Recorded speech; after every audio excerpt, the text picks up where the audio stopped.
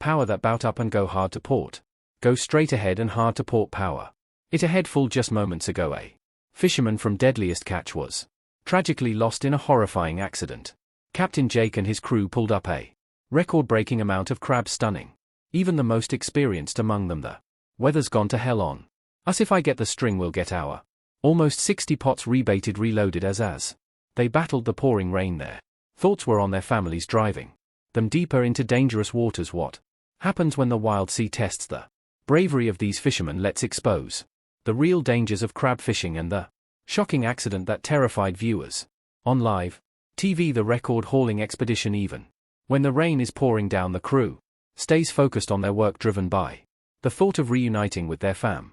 Soon Captain Jake mentions that they've cast their nets farther northwest than ever before, hoping for a big catch, maybe even 200 to 300 crabs. He silently wishes for a successful trip. When they finally pull up their catch, the results are beyond belief. Jake is stunned. He says he's never seen anything like it in all his years at sea. He points out that bringing in this massive haul only took 8 hours, but as the crew begins to celebrate, the sonar emits a strange chilling beep, a signal they've never heard before. It grows louder, more insistent. Jake urgently called out to his crew, telling them to prepare for the worst. He emphasized how important it was to keep the anchor cable tight to prevent the winch from being ripped off the ship and lost in the sea. Jake was clearly upset, admitting that the other ships might be watching them and questioning their decision to try and secure the anchor in such dangerous conditions. Oh my God, never see that in my life. That's 8 hours. Although Captain Jake had lost anchors before, his biggest concern was always the safety of his crew. He promised to take responsibility for his mistakes and hoped his crew would do the same. He admitted he couldn't keep the cable tight while pulling it in and asked a crew member for help to figure out which way the cable was moving. The situation was tense as Jake carefully steered the ship through the storm, trying to free the stuck anchor without causing more panic. Even though they had just made a great catch, the crew now faced tough criticism for their mistake. In a frantic state, Jake continued to shout orders, especially warning one crew member not to stand in front of the winch as it could break loose and cause serious injury. But things weren't getting any easier. Jake seemed confused and worried, wondering why the winch wasn't working properly. The danger grew, and at one point a deckhand nearly fell overboard when the anchor cable almost snapped. Jake kept reminding everyone to stay away from the winch area. Thankfully, despite the harsh conditions, they managed to pull the anchor up safely. But this wasn't the worst part. As they prepared to head back to port, Jake noticed another ship coming dangerously close, risking a collision. This new threat put everyone on high alert. The situation escalated quickly, with the two ships nearly crashing into each other, causing panic among the crew. The captain of the other ship, the Wizard, knew his shouts wouldn't do much good, but he couldn't stop himself from yelling as he tried to manage the damage, unable to confront the other captain directly because they were out at sea. His main focus shifted to getting his ship back to port safely. It was a tough reminder to keep calm and avoid unnecessary confrontations. The close call left the Wizard's captain very upset, warning his crew that there would be serious consequences for anyone who didn't follow his orders. I can't stop you, idiot. Head power up, you. Captain Jake, on the other hand, quickly gave out orders to ensure the safety of his ship and crew, making sure all essential equipment was checked thoroughly. The stormy seas were a tough test, but how well the crew responded to Jake's commands would be key to getting through the dangers ahead. At the front of the boat, the captain gave the order to start the engines and head straight. Then he made a quick turn to the left and told the crew to speed up. Once these commands were followed, the captain noticed a strange vibration in the boat. He wasn't sure what they had hit, but he ended on a hopeful note, trying to stay positive. After the collision, the captain of the Wizard contacted the captain of the other ship.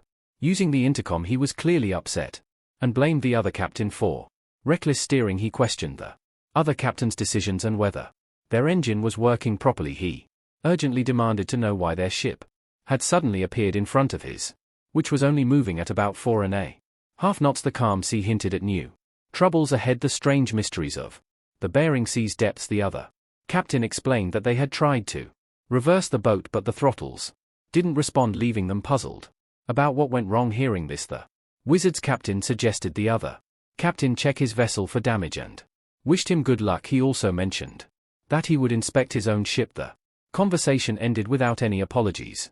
suggesting that they might have more to discuss when they reach the port.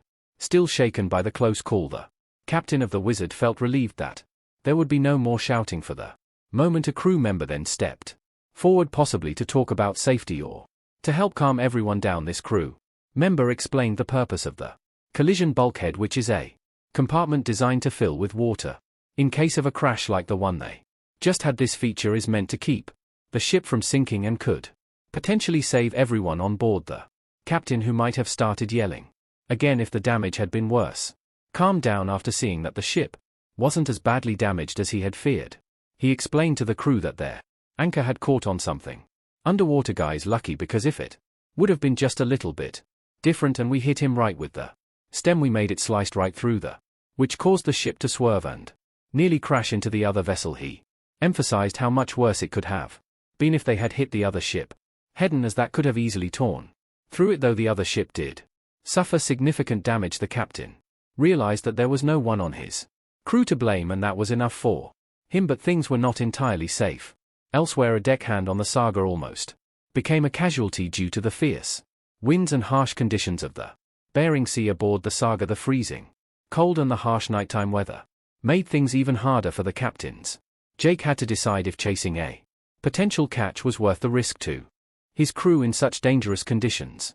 Captain Jake shouted a warning to Jacob, the deckhand, telling him to stay alert because danger was close. Jacob, a bit shaken but not hurt, replied that the wave had hit hard, reminding everyone just how strong the sea could be. Suddenly a massive wave crashed onto the deck, drenching everyone in cold sea water and leaving the crew shivering. Captain Jake apologized, admitting he didn't see the wave coming. Jacob described how the water flooded the deck and almost knocked him over with a coiler, a machine used for winding ropes. He quickly ducked while managing his hook line, barely avoiding getting hurt.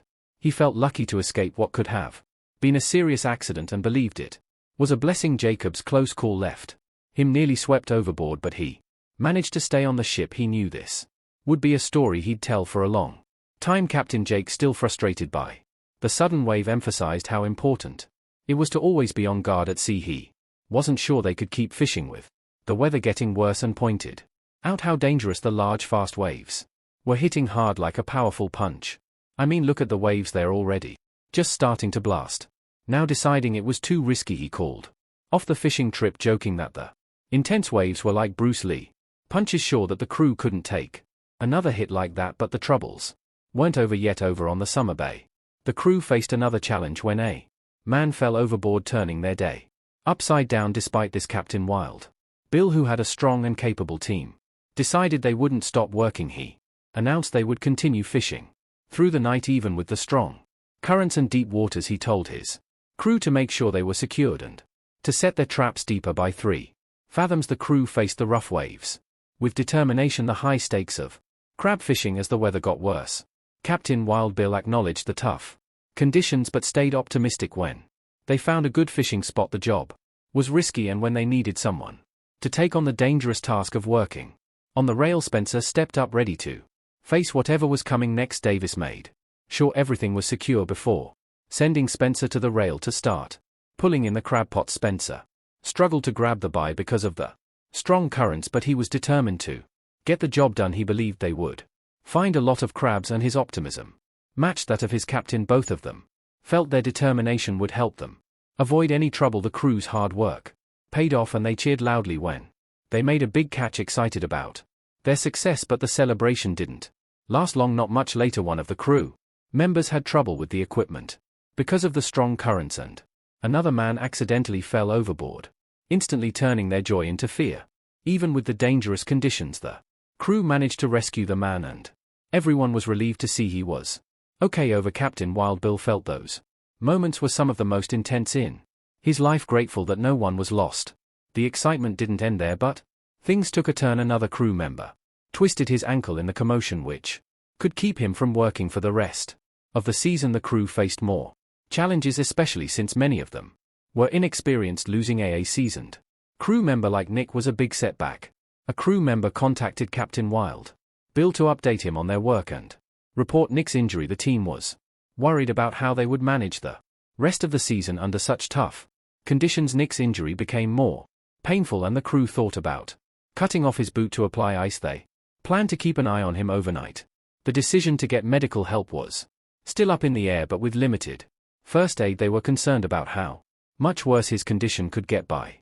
The next day Nick felt a sharp pain in his ankle and quickly asked his teammates if they could take a break. He apologized for holding them up, but one of his colleagues immediately offered to bandage his ankle and suggested they get it checked out by a doctor in the morning, maybe even with an X-ray. Captain Bill was clearly concerned about Nick, calling him the heart of their team and emphasizing how important he was to their work at sea. Even though the accident was unfortunate, it made Nick realize just how much the captain valued him. This could even give him a chance to ask for a raise once he was back on his feet. "Hey, Bill, what happened? Back my ankle. Which foot?" "My left." Meanwhile, two captains found themselves in a disagreement, leading to a small collision between their boats while they were docked. Captain Harley of the Southern Wind acknowledged that the winds were calmer during the day, but insisted they hurry to retrieve their crab pots to avoid any delays. He carefully maneuvered his ship to stay clear of another boat called Summer Bay, which had agreed to move out of the way by midday. Harley emphasized the need to get his ship in position so they could start lifting the pots as quickly as possible, especially before the winds picked up again. But things took a turn when an unexpected incident at Port Sour put everyone on edge for the rest of the day. Captain Harley, clearly frustrated, ordered his crew to move the ship and get a piece of equipment properly aligned on the dock. He was unusually eager to start fishing, despite the bad weather possibly chasing a rare opportunity at sea. Quiet waters were about to be disrupted. The Summer Bay's close call. Nick, now working as the deck boss on the Summer Bay, admitted he wasn't used to such chaotic situations. He compared it to a refrigerator door suddenly falling off, just another unpredictable part of their life at sea. As the captains prepared to move their boats, neither realized how close they were to a dangerous collision. Captain Harley started giving urgent orders, worried about how close they were getting to other boats, while Bill, watching from his ship, wasn't confident in Harley's actions and feared a crash was coming. He even thought about using a crash bag, a large safety buffer, and made sure it was ready just in case. Bill had seen Harley's poor handling before, so he asked another crew member to take over an important task on the ship. At one point, Harley asked how far they were from another boat. His crew initially got it wrong, but quickly corrected themselves.